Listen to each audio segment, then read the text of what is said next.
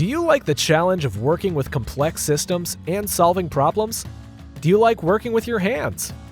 Ditch a dull job and check out what a career as an industrial maintenance mechanic can offer.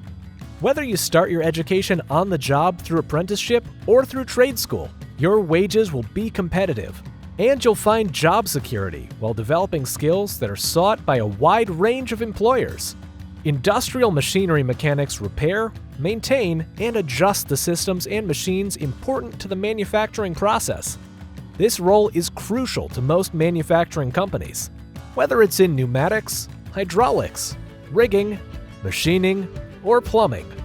A maintenance mechanic's fulfilling work is never done. Every day is new. There will always be a different machine to repair or maintain. A lot of equipment that has to be repaired, so it's a full-time job. Troubleshooting and problem solving are essential in ensuring that repairs and maintenance are completed on time and with the highest quality. When it's slow, we know we're doing our job correct.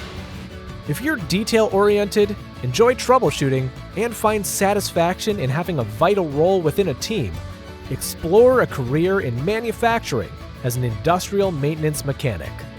Learn more by visiting forgingfuturesidaho.org.